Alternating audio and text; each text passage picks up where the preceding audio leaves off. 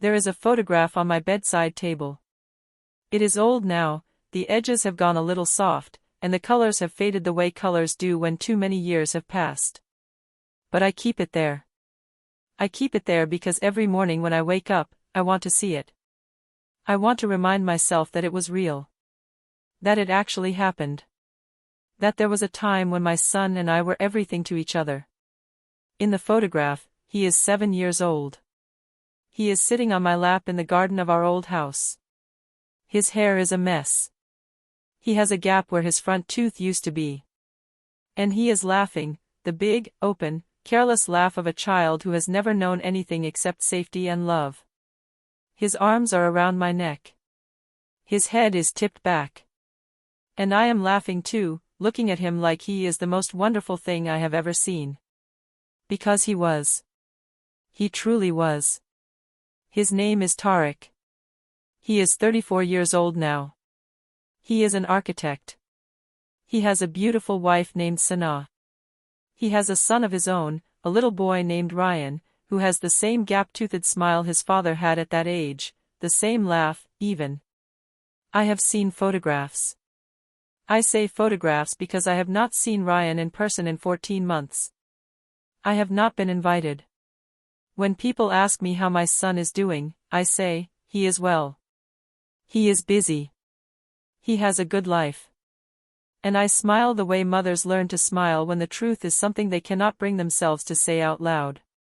The truth is this: the boy in that photograph, the one with his arms around my neck and his head thrown back in laughter, that boy disappeared the day he got married. Not all at once. Not in a single moment. But slowly, quietly, the way a candle goes out when there is no more wax left to burn. Slowly. And then completely. I want to tell you how it happened. Not because I want your pity, I do not want that. And not because I am angry, I have carried this for long enough to know that anger only makes the weight heavier. I want to tell you because I think this story is not mine alone. I think there are many of us, many mothers, many fathers, sitting in quiet rooms, looking at old photographs, wondering what happened to the children who once told us we were their whole world. This is my story. And I am going to tell it from the beginning. My name is Zarina. I am 68 years old. And if you asked me to describe my life in one sentence, I would say, I was a mother first, and everything else second. I was not always that way. When I was young, before Tariq, before the weight and the wonder of raising a child alone, I had my own dreams. I wanted to study literature. I wanted to travel. I had a notebook full of poems that I wrote in secret, hiding them under my mattress the way young girls hide the things they are not sure the world is ready to see. But life, as it often does, had different plans. I married at 21. His name was Ferris. He was charming and confident and made me feel, for a short time, like everything was going to be simple and good. But Ferris was not a man built for staying. He was built for beginnings, for the excitement of new things, and once the newness of our marriage wore off, he began looking for the next new thing. I was 26 when he left. Tariq was 3 years old. I will not spend too long on Ferris. He does not deserve too much space in this story. What matters is what came after. What came after was just the two of us. Me and Tariq. A small apartment, a job as a school secretary that paid just enough, and the kind of life that is held together not by money or comfort but by sheer will and love. I will tell you, those years were hard. There is no other word for it. I worked 5 days a week and sometimes on Saturdays. I cooked and cleaned and helped with homework and attended school plays and parent-teacher meetings and tried to be enough for a little boy who sometimes, quietly, asked me where his father was. I always told him the truth, in the gentlest way I knew how. I told him his father had gone away, and that it was not Tariq's fault, and that he was loved, deeply, completely, by me. And I meant it. Every single time I said it, I meant it with everything I had. Tariq grew up knowing this. He grew up understanding that we were a team, a small team, just two of us, but solid. He used to say, even as a teenager, "It is just you and me, Mama, but that is enough." And I used to hold those words close to me the way you hold something warm on a cold day. He was a good boy. I want you to know that. Not perfect, no child is perfect, but genuinely good. He was kind to people. He worked hard in school. He was the sort of boy who carried groceries for the elderly woman downstairs without being asked, who remembered birthdays, who held doors open. I used to watch him sometimes and think, I did not do this alone. He helped. He made himself who he is. He studied architecture. He loved the idea of designing spaces where families could live. He once told me, during his second year at university, I want to design homes that feel like safety, Mama. Like the home we had, small but safe. I had to turn away so he would not see me cry. After university, he got a good position at a firm in the city. He worked hard. He got promoted. He found a small apartment close to me, deliberately close, he said. He came for dinner 3 times a week.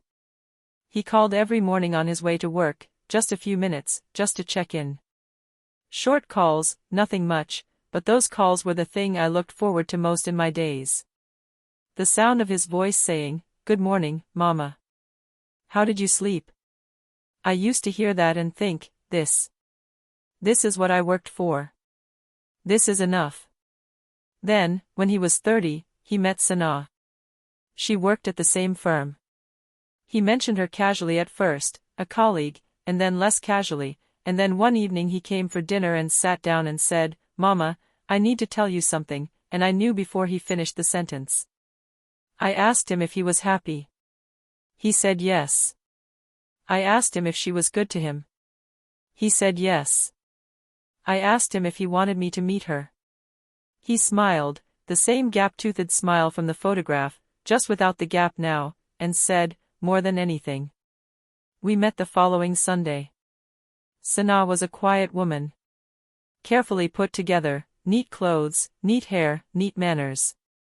She shook my hand with both of hers, which I liked. She brought flowers, which I also liked. She sat up straight and answered my questions politely and laughed at the right moments and was, by every visible measure, everything a mother could want for her son. I liked her. I want to be clear about that. I liked her from the beginning. Whatever happened later was not about dislike. It was never about dislike. They were married the following spring. A small wedding, not many people, just family and close friends. Tarek cried at the ceremony, which surprised me. He was never a boy who cried easily. But when he stood there and made his promises to Sana, his eyes filled up, and I sat in the front row and thought, he is happy. My son is happy. This is what you prayed for, Zarina. This is the answer to 20 years of prayer.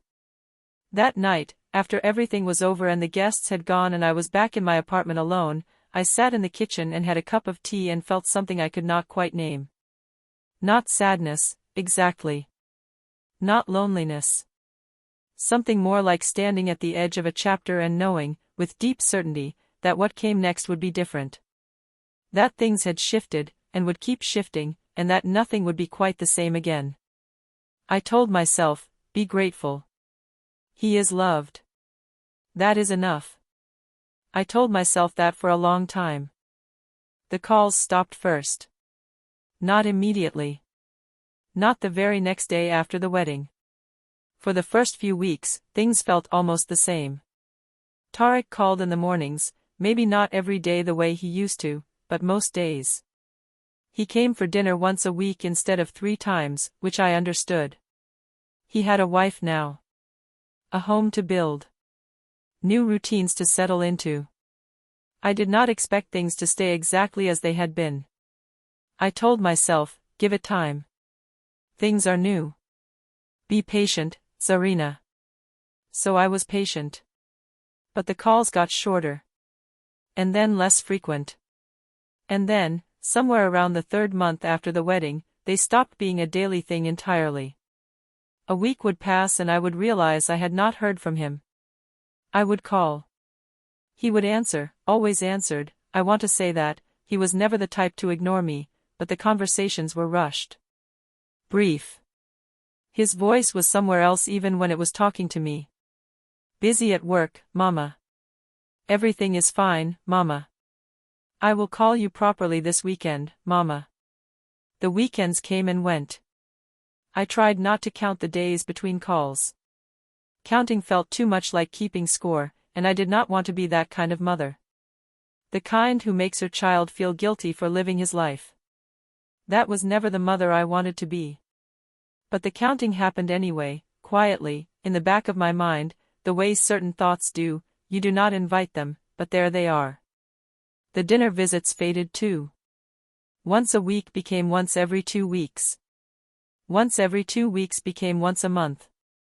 Then the months began to slip past with no visits at all, only brief phone calls and the occasional message, a photo of something, a news article, an emoji. The small digital signals that say I am alive and I thought of you for 30 seconds today. I told myself these were enough. I told myself I was being too needy. I told myself that this was normal, that grown children grow away from their parents, that this is how life works, that it is right and natural and I should celebrate his independence rather than mourn the closeness we used to have. I believed some of that. But not all of it. Because there is a difference between a child who grows away and a child who disappears. A child who grows away still calls. Still visits. Still includes you, even imperfectly, even occasionally, in the shape of their life. A child who disappears does something different. They do not cut you off. That would be easier to understand. They just become unavailable. Slowly. Consistently. In a way that is never dramatic enough to address directly but that adds up, month by month, to a kind of absence that is impossible to ignore. I began to notice things about Sanaa. Not bad things, exactly. Just things. She was a woman who kept her world very close. She and her family were tight, her mother, her sisters, her aunts, and they orbited each other constantly. There was always a family function on Sanaa's side. Always a dinner, a birthday, a gathering. Tarek went to all of them. I heard about them in passing, in brief mentions during our short calls. I was never invited. Not once, in the first year and a half of their marriage, was I included in a single gathering on Sanaa's side. This might have been innocent, perhaps they simply thought I would not want to come, would not feel comfortable with people I did not know. I tried to give that explanation the benefit of the doubt. But Tarek's gatherings were different. Tarek's mother's birthday. Tarek's side of the family. Those things, which had once been simple and natural, just him and me, dinner and cake and stories from when he was small, those began to shrink. My birthday that second year, he called. Sent flowers, which was kind. But did not come. Sanaa's cousin is getting married that weekend, Mama. I am so sorry. I will make it up to you. I said, of course. Give them my congratulations. I ate birthday cake alone that evening. I sat at my kitchen table with one small candle and I did not make a wish, because I did not want to make a wish that depended on someone else. I had learned enough by then to know that those wishes were the most dangerous kind. Then Sanaa became pregnant. Tarek called me when they found out, a real call, a long one, the warmest one in months. He was so happy. His voice had that old brightness in it, the one I had been missing for so long, and I sat on my sofa and held the phone with both hands and felt tears on my face because I had missed that voice so much. That specific version of him, warm and open and fully present. I said, I am so happy for you both, my love. So happy. He said, you are going to be a grandmother, Mama. And I thought, yes. And maybe this will bring us back. Maybe a child will remind him what family means. I was not wrong, exactly. The pregnancy did bring more calls, updates on appointments, questions he thought I might know the answer to, a few evenings where he came alone while Sanaa rested and we sat together the way we used to, at my kitchen table, drinking tea and talking. Those evenings were gifts. I stored them carefully. But when Ryan was born, something happened that I had not expected. Sanaa's mother moved in. Not permanently, only for the first few months, to help with the new baby. This is completely normal. This is what families do. I told myself this, clearly and firmly, because it was true. But the arrangement lasted not 2 months, or 3, but 6. And during those 6 months, every time I called and said I would like to come and meet the baby, my own grandchild, my only grandchild, there was always a reason why this week was not a good time. Sanaa was tired. The baby was on a new schedule. They had people coming already. Perhaps next week. Next week came. And the week after. And the week after that. I met Ryan for the first time when he was 11 weeks old. 11 weeks. I am not going to describe that visit in too much detail because I do not want to color it with the bitterness I was trying so hard not to feel. I held him. He was small and warm and smelled the way babies smell, like something new and unbelievably precious. He wrapped his fingers around one of mine, the way Tarek used to, and I sat very still and breathed and tried to hold the moment carefully, the way you hold water in your hands, knowing it will slip away, trying to keep it as long as you can. The visit was 45 minutes. Sanaa sat across from me the entire time. She was polite. She offered tea. She asked about my health. She smiled at the right moments. But the whole visit had the feeling of something managed. Something scheduled. A box being ticked. When I left, Tarek walked me to my car. At the door, I turned to him and said, quietly, "She is keeping you from me, Tarek." He looked at me. His face did something complicated. He said, "Mama, please. Do not do this." I said, "I am not doing anything. I am telling you what I see." He said, "Sanaa is a good person. She is trying. Things are just busy right now. Please, Mama. Trust me." I got into my car. I drove home. And I sat in the parking space outside my building for 10 minutes before I could make myself go upstairs. Because upstairs was just the apartment. Just the silence. Just the photograph on the bedside table and the cup I had left in the sink that morning and the small ordinary details of a life that had become, very quietly, almost unbearably alone.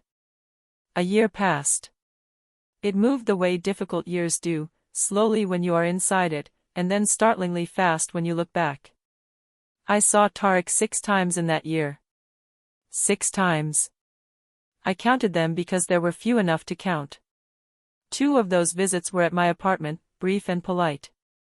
4 were at his house, planned in advance, always on a Sunday, always the same 2 hours, always with the same carefully managed warmth that had replaced whatever used to be natural between us. I thought about what he had said in the driveway. Trust me. I had turned those words over many times.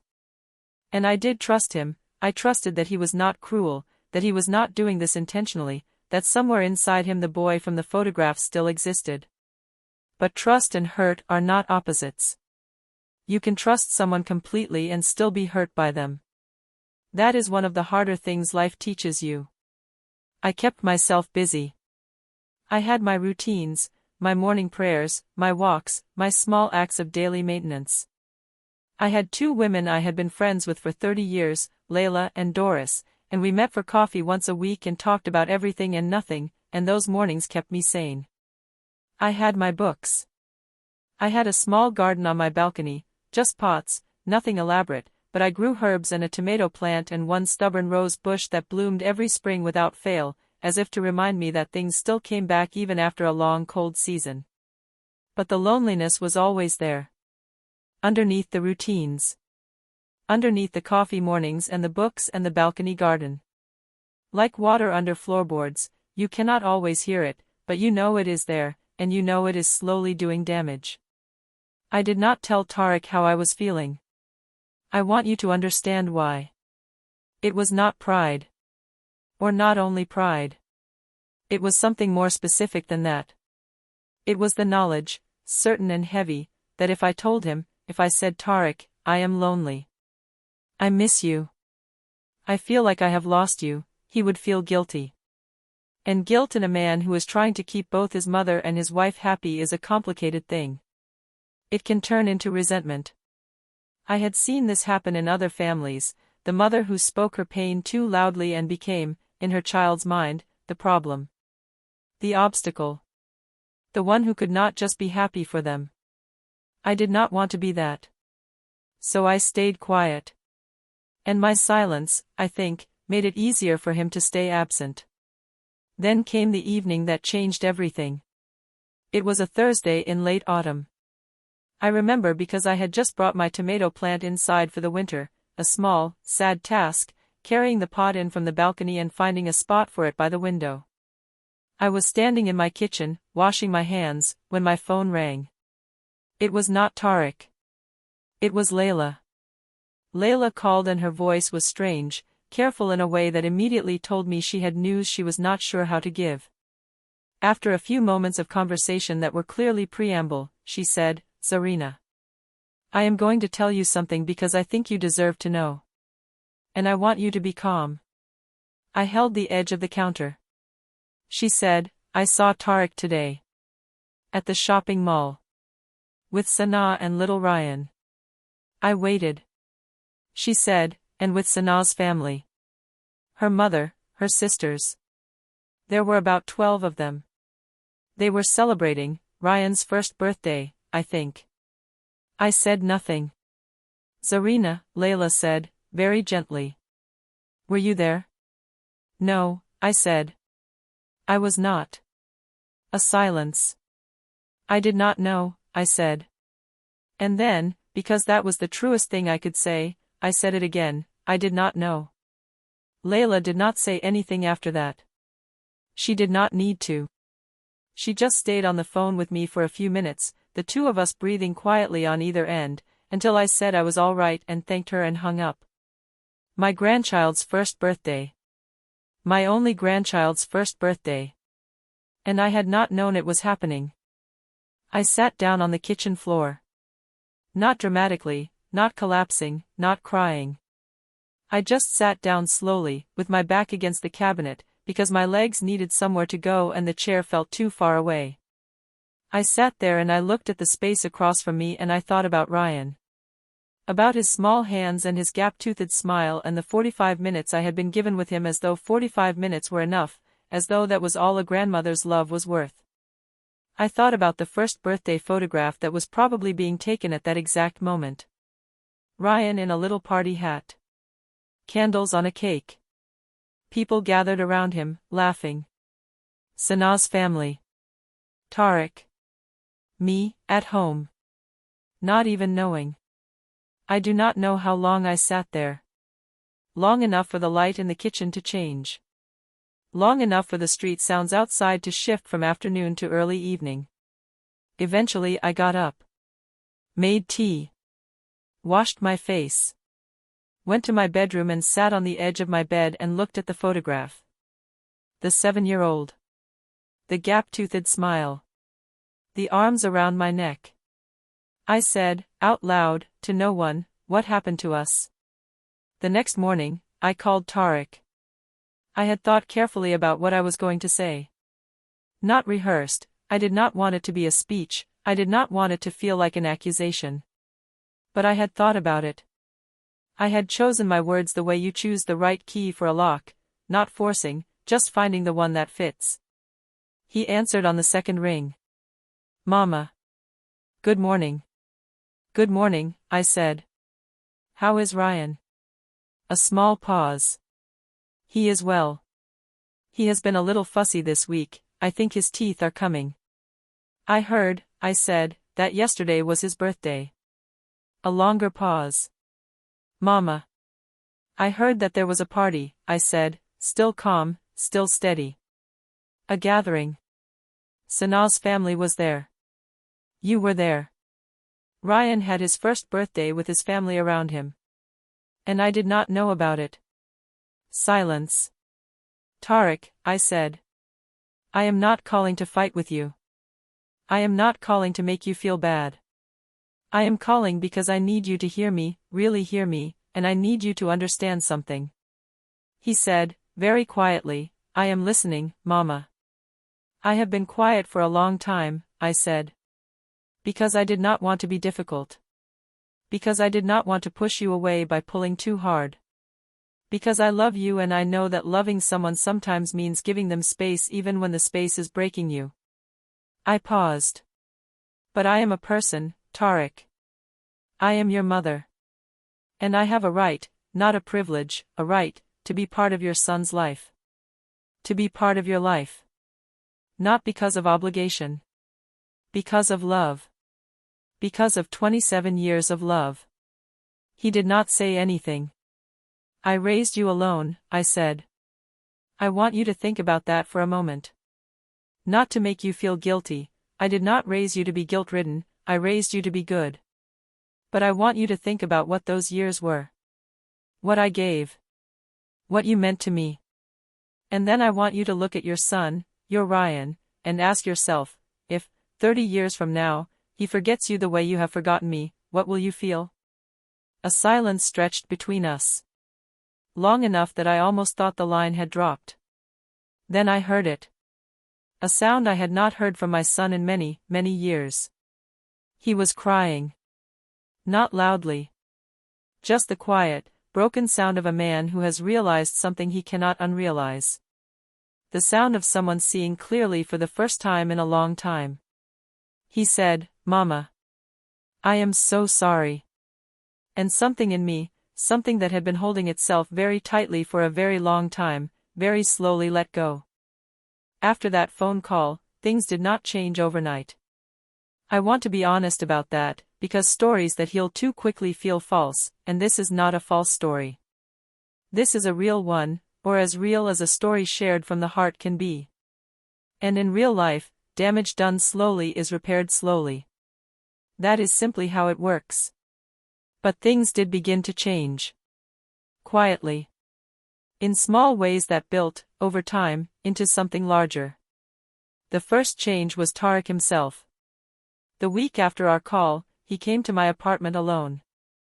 Not on a Sunday, not in the 2-hour scheduled window, he came on a Wednesday evening after work, still in his work clothes, carrying a container of food from a restaurant he knew I liked. He let himself in with the spare key he had always had, the one I had given him years ago and never asked back. He went to my kitchen, got 2 plates, and served us both as if this were something we did every week. We sat at my kitchen table and ate. He asked me about my balcony garden. I told him the tomato plant had survived the winter. He smiled, a real smile, not a managed one. He told me about a project he was working on at the firm, a family home, actually, for a couple with 3 children and a grandmother who was going to live with them.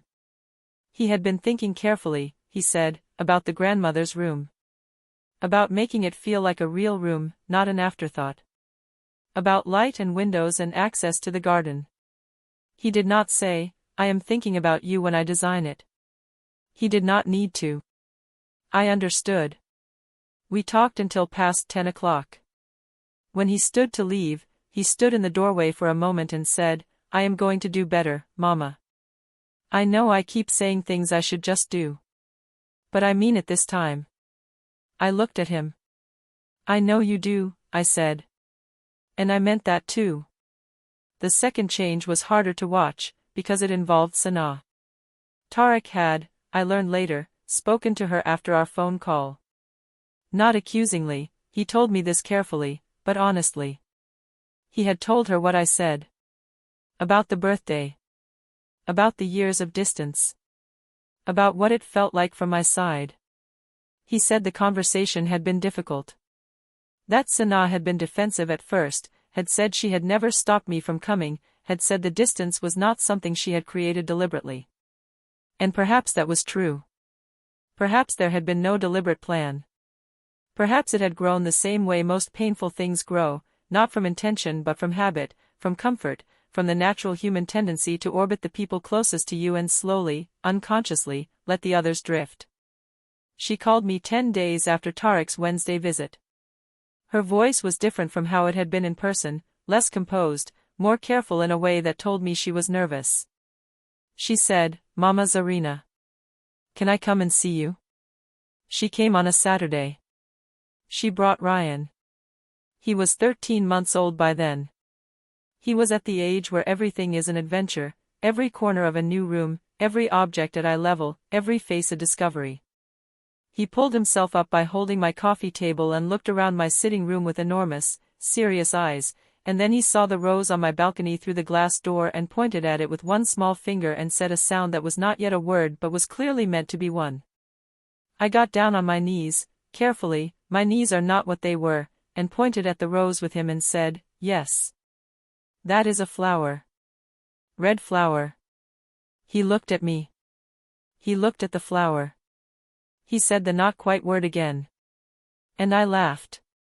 For the first time in a very long time, I laughed the way you laugh when something catches you completely off guard, open and real and unguarded. Sanaa watched this from the sofa. When I looked up at her, her face was doing something I had not seen it do before. Something open. Something that looked, if I am not mistaken, like a kind of quiet shame, not the crushing kind, but the honest kind. The kind that comes when you see something clearly that you had been avoiding seeing. She said, "He likes you." "Does he?" I said. "I hope so." She was quiet for a moment.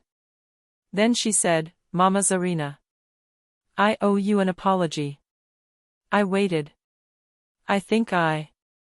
She stopped. Tried again. "I grew up in a family where my mother was the center. Where everything happened around her, through her. And when I married Tariq, I suppose I brought that with me. I built our life around my family without thinking about what that meant for you. I did not set out to exclude you. But I did. And I am sorry." It was a brave thing to say. I want to give her credit for that. Apologizing is hard for most people. Apologizing when you believe your own intentions were good is even harder. She did it anyway. I said, "Sanaa, I do not think you are a bad person. I have never thought that. I think you are a young woman who loves her husband and her son and her family. And those are not bad things to be." She nodded. "But Tariq grew up with only me," I said. "There was no father, no brothers, no extended family nearby. It was just the two of us. And when he married you, the world did not lose one mother, it gained one. There is room, Sanaa. There is always room for both of us in his life. In Ryan's life. We do not have to compete for space." She looked at me for a long moment. Then she said, "You are right. I know you are right." Ryan chose that moment to fall down on his padded bottom and look deeply surprised by this development. We both looked at him. And then we both laughed, together, at the same moment, for the first time ever. It was small. But it was real. After that Saturday, things shifted again. A second shift, different from the first. Tariq's visits became more regular, not forced, not scheduled with too much precision, just more present. He called more. Not every day yet, but more. Some mornings I would see his name on my phone and feel the same thing I used to feel when he called from university, that small, warm, uncomplicated relief of a mother hearing her child's voice. Sanaa invited me for Ryan's second birthday. A proper invitation, a message, then a call, with details about the time and what to bring and whether I had any dietary preferences. I sat with that message for a few minutes after I read it. Just sat with it. Then I called Layla and told her. She said, "There. You see? Things turn around." I said, slowly. She said, "The best ones always do." I went to the birthday. Sanaa's family was there, her mother, her sisters, the whole warm, noisy circle of them. It was a lot of people and a lot of noise and a lot of names I did not know. But Sanaa made sure I had a seat near Ryan. She brought me tea before I had to ask. She introduced me to her mother, "This is Tariq's mother, Mama Zarina," with a warmth in her voice that I had not heard before. And Ryan, when it was time to blow out the candles on his cake, looked around the table at all the faces gathered there, and then he found mine, and he pointed at me and said, clearly this time, no question what it was, "Tata." His grandmother. Me. Tarek looked at me from across the table. His eyes were bright. I pressed my hand to my heart and nodded at my son. Just once. Just a small nod that said everything I could not say out loud in a room full of people. He nodded back. Tarek calls me most mornings now. Not every single morning, life is busy and some days the call is a message instead, a quick voice note while he is walking to the car. But most mornings. And on the mornings he does not call, I do not count the hours or sit with the silence the way I used to. I have learned to trust that he will come back. That the call will come. That I have not been forgotten. That took time to learn. Longer than I expected. Because when someone forgets you, even if they come back, even if things get better, the memory of being forgotten stays in your body for a while. It lives somewhere deep and careful, and sometimes at night, when the apartment is quiet and the street is still, it wakes up and reminds you of what it felt like. The birthday you did not know about. The driveway. The floor of the kitchen. The photograph on the bedside table. I do not try to push those memories away anymore. I have made a kind of peace with them. They are part of this story, and this story, all of it, the painful parts and the healing parts, is mine. Ryan is 2.5 now. He knows who I am. He knows the word Tata and he says it often and loudly, which is perhaps his most wonderful quality. He knows that Tata has a balcony with a red rose on it, and he knows that Tata gives good cookies, and he knows, I believe he knows, the way small children know things before they have words for them, that Tata loves him completely and without condition. Sanaa and I are not yet what I would call close. But we are something. We are honest with each other now, which is better than warmth without honesty. We are finding our way. I think, given enough time, we will be all right. I think, given enough time, two women who both love the same man and the same small boy can find a way to love each other too, even if imperfectly, even if slowly. I have learned things from all of this.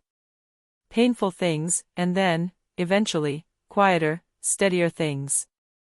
I have learned that a son does not forget his mother because he stops loving her.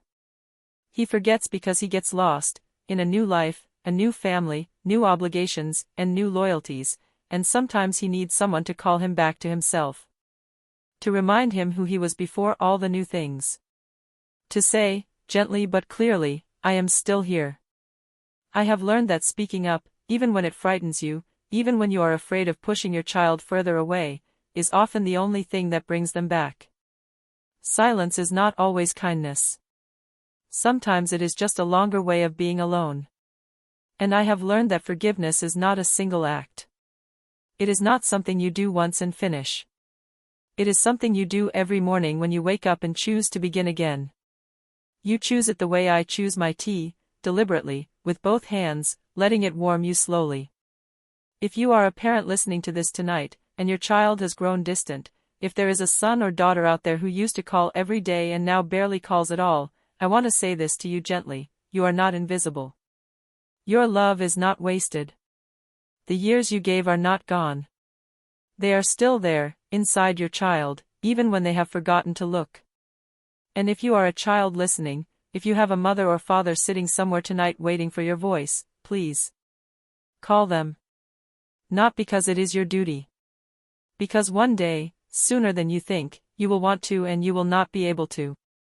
And you will give anything, everything, to hear their voice one more time. Do not wait for that day. My name is Zarina.